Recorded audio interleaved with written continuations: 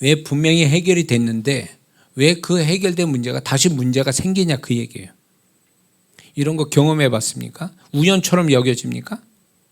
분명히 하나님 앞에 해결받았는데 그 문제가 다시 발생된다면 하나님이 뭔가 질투가 나셔서 다시 문제를 주신다는 거예요? 아니요.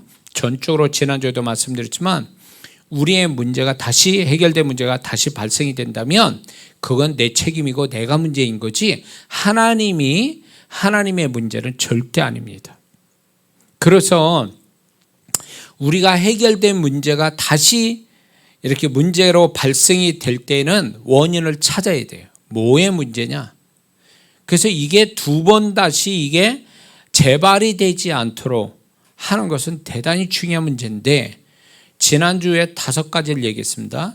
이 6가지 이제 지금부터 6번째를 얘기할 건데 왜 어느 때 해결된 문제가 하나님 앞에 해결된 문제가 다시 문제가 발생이 되느냐의 원인이 뭐냐? 6번째는 문제가 있을 때보다 하나님이 요구하시는 정결함을 가지지 않을 때 이 현상이 와요.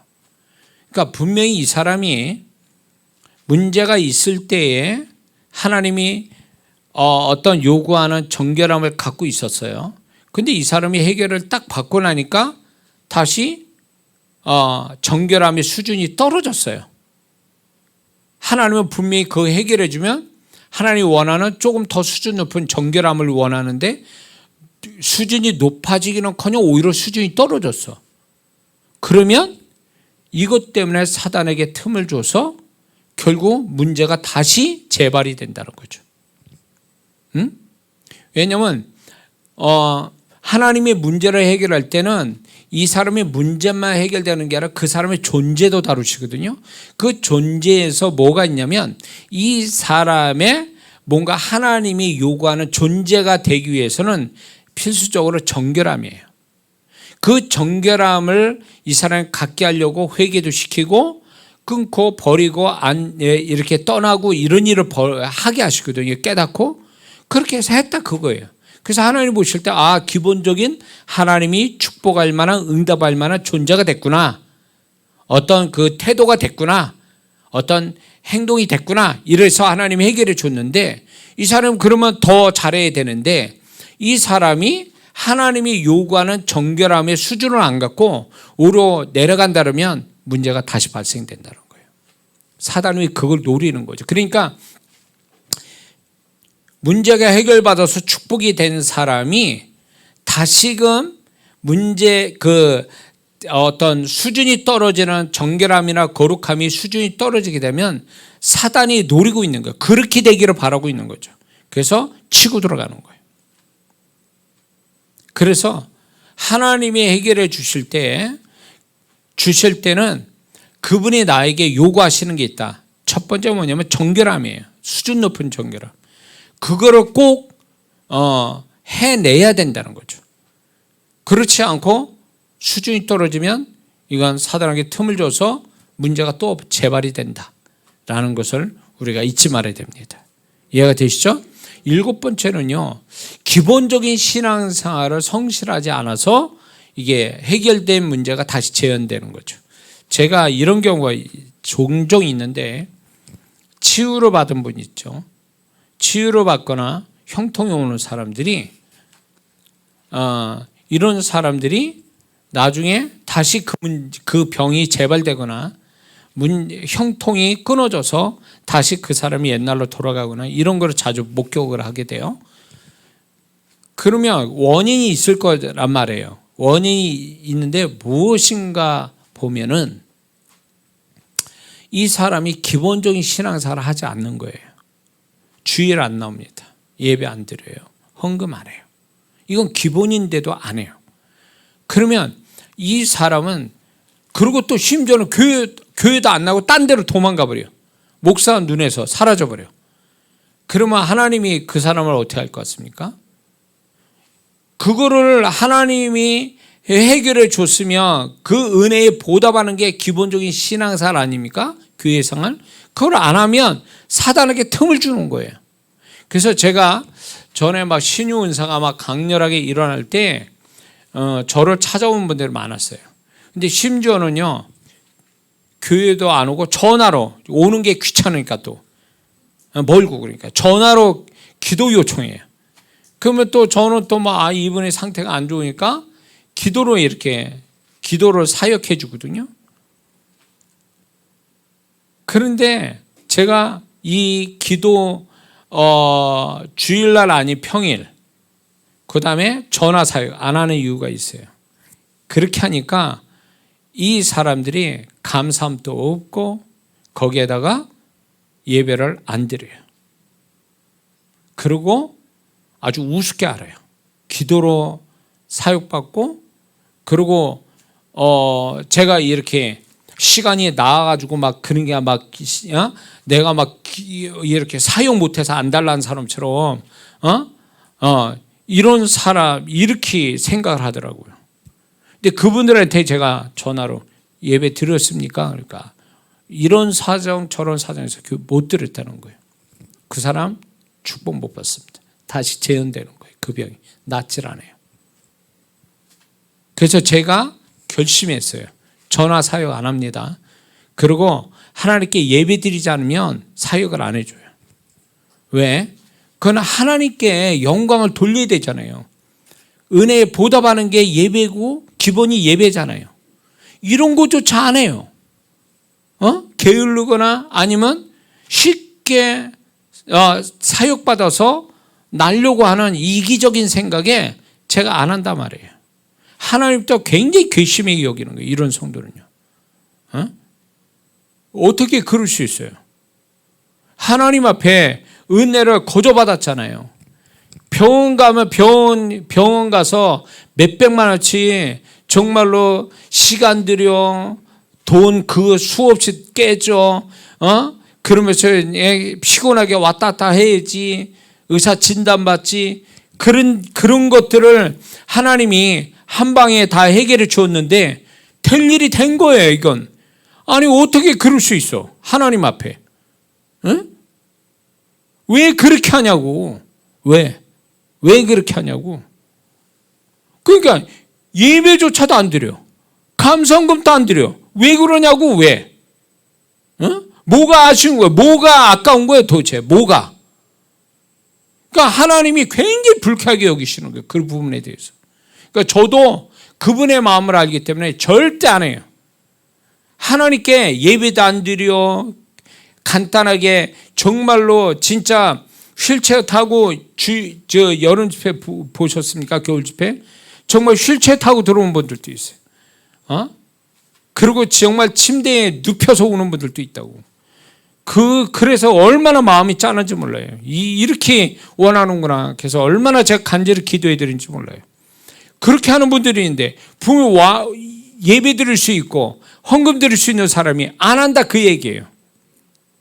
그러니까 하나님이 안 속아요, 그런 성도한테. 그러니까 결국 사단에게 틈을 주는 거예요. 그것이 완벽하게 난 게 아니거든요. 그 완벽하게 그게 해결된 게 아니란 말이에요. 하나님이 그 뒤를 보고 판단하시는 거거든요.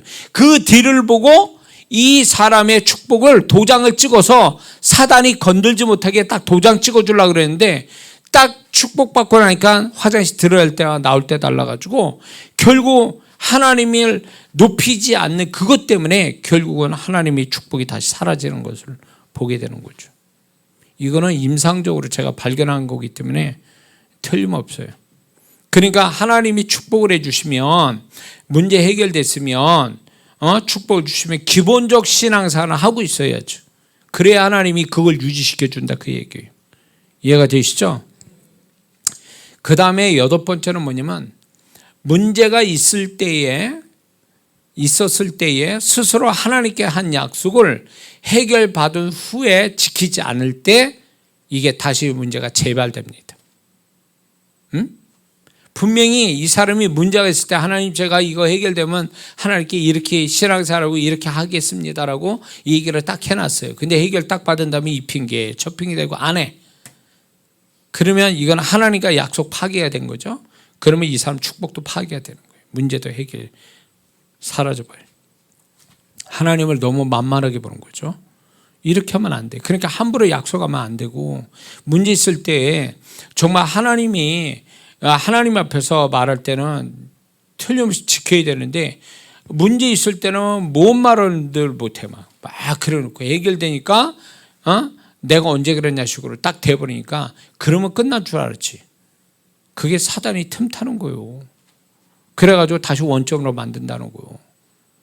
다 이건 임상이고, 제가 오랫동안 영혼들을 이렇게 만나는 데서 이게 되어진 거니까 이건 틀림없다고 보면 틀림없어요.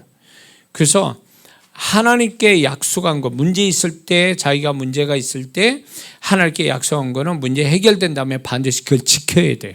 그래야 그 사람의 그게 재현이 안 된다, 재발이 안 된다. 문제나 축복은 또 지켜주시는 것, 지켜준다는 걸 알아야 될 주비십니다. 그 다음에 9번째가 뭐냐, 해결받고도 불신앙적인 말을 할 때, 말로서 망하는 거예요. 이거는. 그러니까 잠언 18장 21절에 죽고 사는 것이 혀에 달려있나니 혀를 쓰기 좋은 자는 반드시 그 열매를 먹으리라.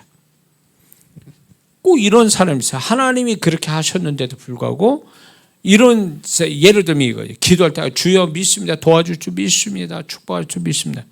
끝난 다음에 그게 될까? 안 될 수도 있는데, 이런 식으로 얘기하는 사람이 있죠. 분명히 하나님이 해결하셔요. 어떤 사람은요, 병을 이렇게, 제가 이제 사역을 할 때 치유받았는데, 이거 치유받은 겁니까? 나는 계속 좀 문제가 좀 있는데요, 뭐 이러면서. 아니, 제가 이런 얘기예요. 조금이라도 기도받기 전보다 조금이라도 나으면 그 주님이 하신 거예요, 그거. 그리고 그걸 감사해야지. 안 났는데요? 이래요. 아니, 그 뭐 하자는 거야, 도대체. 그분이 알아서 자신의 믿음과, 또 제가 사역을 할 때 이분을 다 고려해가지고 그분이 100% 해결하시는 것도 있지만 20%만 해결하시는 게 있고 30%만 해결하시는 게 있단 말이에요. 그거 다 주님이 하신 거잖아요. 그러면 그걸 감사해야지. 그거를 안 된 걸 자꾸 하나님 왜 안 됐습니다 자꾸 이렇게 얘기하면 그건 불신앙 아니에요? 그렇게 얘기하면 안 돼요. 그래서 하나님이 이런 경우가 있어요. 제가 이제 기도를 해주면 완벽하게 안 나온 분이 있어요. 그럼 주님이 뭐라 얘기하냐면, 그가 이 일에 대해서 감사하게 해라. 감사할 때마다 내가 치유한다. 이런 게 있어요. 그러니까 80%만 났고 20%는 안 났어요. 그러면 20%는 하나님께서 영광을, 감사로 더 영광을 받기 위해서 감사하는 말을 하게 하는 거예요. 그래서 20%를 완전히 해서 100% 하나님 영광. 중요한 거 내가 나은 게 중요하라. 하나님이 영광을 받으시냐의 문제예요. 많이 받으시냐의 문제란 말이에요. 우리는 그냥 나아서 좋다라고 그러지만 하나님은 한 번의 영광을 받으시는 것보다 여러 번 영광 받으시기를 원하시거든요. 그렇기 때문에 80%만 났어. 그러면 20%는 계속 그분께 감사하고 또 하나님 기뻐하는 일을 함으로 인해서 20%가 완벽하게 하나님 손길로 나으면, 한 번에 나은 사람보다 훨씬 더 많이 하나님께 하나님을 영광을 돌렸으니 이 사람은 새로운 축복을 받을 만한 자격이 되는 거예요. 그러니까 그걸 봐야 돼. 그거 하나님 완벽하게 이 사람을 해결하지 못한 뭔가 미진한 부분이 있다면, 그 사람이 하나님이 이것도 하나님 뜻이 있겠거니 하고 하나님을 더욱 이거 남은 거 가지고 하나님을 높이면 이 사람에게 새로운 축복이 또 연결돼 가는 거죠. 이해가 되시죠? 자, 그 다음에 10번째는 공적으로 하나님을 높이지 않았을 때, 공적으로. 이제 지난주에서는 감사하지 않을 때는 하나님과 일대일 관계에서만 얘기하는 거예요. 근데 지금 이 얘기는 공적으로 이제 많은 사람들 앞에서 이거를 하나님을 높여야 되는데, 높이지 않을 때 이게 문제가 다시 재발될 수 있는 가능성이 있다는 거예요. 그래서 하나님이 하신 일에 대해서 이렇게 여러 사람한테 말할 수 있으면 그렇게 말을 해야 된다는 거예요. 그리고 하나님 앞에 예배를 통해서 또 하나님께 영광을 돌려야 돼요. 하나님이 하신 일에 대해서. 그리고 하나의 이게 이제 참고가 될 수 있는데, 구약에 보면 화목제라는 제사가 있죠. 그 화목제나 하나님이 베푸신 축복이나 감사할 때 화목제를 쓰는 거, 화목제를 하나님께 드립니다. 그런데 그 화목제의 그 제물이 소나 양이에요. 그걸로 하나님께 제사를 드리는, 화목제를 드리는 거거든요. 이거는 공적인 하나님께 화목제로 하나님께 영광을 돌리는 거거든요. 그렇기 때문에 우리가 예배 가운데 하나님이 하신 일에 대해서 예배로 영광 돌리고, 그것이 간증만 할 수 있다면 또 간증을 그렇게 하고, 그리고 하나님께 예물로서 또 공적인 예배의 예물로서 또 하나님께 높일 때에 이게 하나님이 새로운 영광을 받으실 때 이 문제나 해결되는 문제나 축복을 도장 찍어 주신다는 거죠. 그러면 더 이상 그게 재발이 되지 않는다는 거죠. 이해가 되시죠? 11번째는 하나님을 높일 기한을 지나갈 때, 하나님을 높일 기한 안에 해야 되는데 기한을 지나쳐갈 때 해결된 문제가 다시 재발이 돼요. 재현이 돼요. 다시 말해서 하나님이 소위 말해서 만약에 이 사람이 하나님을 높일 수 있는 그런 기한이 한 달을 하나님 주셨다 쳐보세요.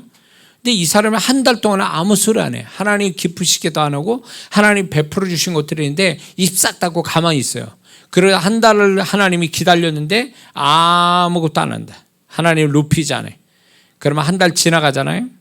그러면 이 사람이 문제가 다시 재발이 돼요. 축복은 빼앗겨요. 왜 그럴까? 하나님이 영광을 받으실 기한이 정해져 있어요. 그 안에 하나님을 기쁘시게 해야 돼요. 높여야 돼요. 근데 아무것도 안 해. 하나님은 딱 정하고 있는데 10명의 문둥병자로 고치신 그 예수님이 그 자리에 그 시간에 그들이 돌아올 그 시간까지 알고 계시고 거기에 딱 기다리고 계시는데 그 사람들은 안 왔잖아. 9명. 기한 안에 안 오셨잖아요. 그리고 사마리아인을 축복하시고 그리고 떠나가셨어요. 끝났죠? 하나님 예수님께 와서 감사하는 그 말을 해야 될 시간이 있었는데 안 했잖아요. 그러니 그 9명은 다시 문병이 도졌다고 봐야 돼요. 사마리아인에게 말씀한 걸로 봐서 그럴 암시를 주고 있는 거죠. 네 믿음으로 너를 구원했다. 굳이 그렇게 말씀할 이유가 없거든요.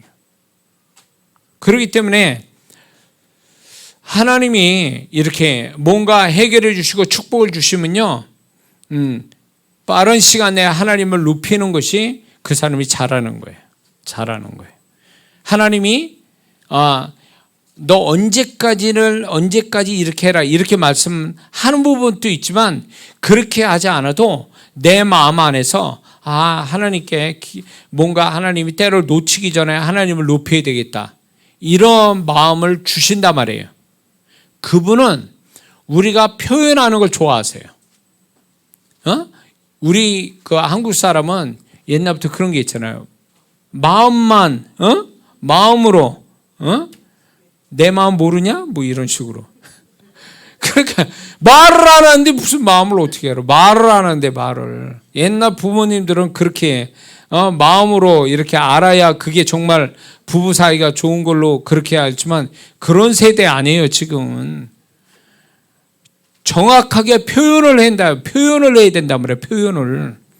근데 표현을 안 하고 마음으로만 계속 그런다고 그러면 이거는 관계가 오해될 수 있고 깨질 확률도 높단 말이에요. 그러니까 하나님은 우리가 표현하는 걸 너무 좋아하신다고. 그분 또 우리에게 표현하기를 좋아하시고, 우리도 표현을 해야 되는데 표현을 안 하면 표현을 안 할 만큼 손해가 나는 거예요. 우리한테, 우리 스스로가.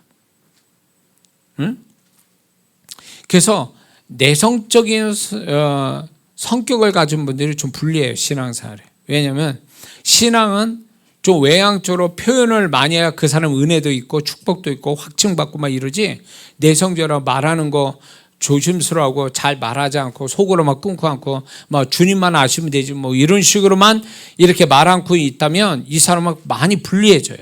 많이 불리해져요. 신앙은 표현되는 데서 역사가 오는 거지 이렇게 마음으로 담아둔다고 그래서 그 사람 역사가 오는 게 아니에요. 예. 믿음, 또 우리 안에 믿음이 있죠. 믿음이 있지만 이게 표현이 될 때 비로소 역사하는 거거든요. 믿음 자체가. 예. 표현되지 않으면 역사는 없다고 봐야 돼요. 이해가 되시죠? 자, 12번째는 이거 중요한 거죠. 문제 해결을 자기 자랑, 자기 영광으로 취할 때 해결된 문제는 다 재발됩니다. 축복은 소멸돼요. 될 일이 됐다. 내가 얼마나 열심히 했는데. 이런 식이죠. 이런 식으로 초점을 자기한테 주고 자기 영광을 취하고 자기 자랑하게 되면 이 사람은 위험해집니다. 예. 하나님이 이 사람을 버릴 수 있어요. 은사자라도 능력이 나온다 할지라도 이 사람이 자기의 영광을 자꾸 취하려고 한다면 이거는 진짜 하나님이 버리기 직전의 사람이에요. 어디 이제 전에 이제 지금은 그런 분이 없을 거라고 그러는데 전에 집회한다고 광고를 뭐 신문에다 막 이 하단에 전부 전체를 막 집회한다 그러는데 이분이 막 1년, 2년을 막 집회 날짜를 쭉 쳤고 거기에다가 무슨 역사가 일어나는지 그걸 자세히 깨알 같은 글씨로 그냥 그걸 잔뜩 써놨어요. 와보라 주님이 역사하신다 막 이러면서 막 집회 과정부터 해서 역사 이런 그분들이 무슨 마음으로 그렇게 했는지 알 수는 없어요. 그러나 자칫 잘못하면 오해할 수 있는 게 내가 이만큼 하나님 일을 많이 한다. 이만큼 역사가 일어난다. 그러니 와야 된다. 뭐 이런 식으로 알리기 위해서 그렇게 한다면 위험한 광고입니다. 위험한 광고. 응? 제가 이제 집회를 할 때 이렇게 어디 교회를 가니까 저는 몰랐어요. 딱 그 교회를 가니까 제 사진에 이렇게 플랜카드를 크게 걸어놨는데 강단에 내 얼굴 사진이면 크게 이렇게 해놨어. 그리고 뭐 능력의 종 뭐 이러면서 이장한 목사 뭐 이래. 그래서 제가 목사님 저거 띄세요. 저거 현수막. 응? 그거 중요치 않습니다. 그리고 주님이 하신 일을 왜 나는 그분의 통로자인데 내가 왜 영광 받냐고. 주님이 영광 받아야 될 거를. 응? 그래서 그거 띄라고 그랬어요. 그래가지고 이제 제가 집회를 한 적이 있어요. 몇 군데가 그런 데가 있었어요. 예. 저를 좋아하는 건 좋은데 그런 식으로 막 주님 대신해가지고 막 주님 영광 받을 걸 내가 다 받는 이런 식으로 돼버리면 이거 위험한 거죠. 그거를 모른 채는 것도 그건 잘못된 거예요. 알면서 내가 그걸 받는데도 내가 그렇게 처리를 안 한다 그러면 간접적으로 내가 영광을 받겠다는 뜻이잖아요. 근데 제가 이제 홈페이지에 간증을 이렇게 올리라고 그런 거잖아요. 그 올리라는 거는 다른 목적이 아니에요. 하나님이 하신 일은 반드시 표현이 돼야 되고 이게 또 살아있는 간증이잖아요. 솔직하고 진실한 간증이니까 보는 사람이 간증의 은혜를 받고 도전을 받고 믿음을 받게 돼요. 그러면 이 간증의 능력이라는 게 뭐냐면 이 간증에 이 은혜가 임하고 그 간증의 능력이 임하면 그 사람도 간증하는 사람이 될 수 있거든요. 그러니까 그런 파급 효과 때문에 이제 간증을 올리라고 그러는 거지 이거 가지고 무슨 이장호 목사가 무슨 영광을 받는 겁니까? 그리고 거기다가 뭐 이장호 목사를 막 굉장히 내가 한 거예요 그게? 그러니까 정확하게 표현해야 돼요. 이장호 목사 능력이 있어서 그분한테 막 축복 기적을 준 게 아니란 말이에요. 그러니까 조심해야 될 거고. 예. 조심해야 돼. 제가 간증에 뭐 이렇게 저를 칭찬하고 막 이런 거에 대해서 굉장히 제가 그건 아니에요. 그렇게 하면 큰일 납니다. 그렇게 하면 제가 하나님께 정말 진짜 징계받습니다. 그렇게 되면 저는 그렇게 사역을 안 하니까. 한때는 뭐 임재가 와가지고 뭐 하여튼 그런 일이 있어서 제가 그거 하지 말라고. 하지 말라고. 그러니까 제가 주님의 통로자가 된다고 해서 제가 무슨 대단한 능력이 있는 게 아니잖아요. 그냥 그분의 통로자만 역할을 하는 거잖아요. 그러니까 주님을 봐야 되거든요. 주님을. 주님이 일하시는 거지 내가 일하는 게 아니거든요. 내가 역사하는 게 아니잖아요. 조심해야 돼요. 사람이 우상이 되면 안 돼요. 사람이 우상이 되면 안 돼요. 그래서 사람이 우상이 되다 보니까 간혹 가다가 사역자가 사람을 자꾸 조종하는 사람이 있어요. 그리고 자기 사람 만들고 자기가 이렇게 소위 말하면 자기 말에 복종하게 만드는 사람으로 만들어가는 거 위험해요. 이거는 하나님이 정말 위험한 모습입니다. 그렇게 하면 안 돼요. 자, 그래서 지금 12가지를 제가 말씀을 드렸습니다.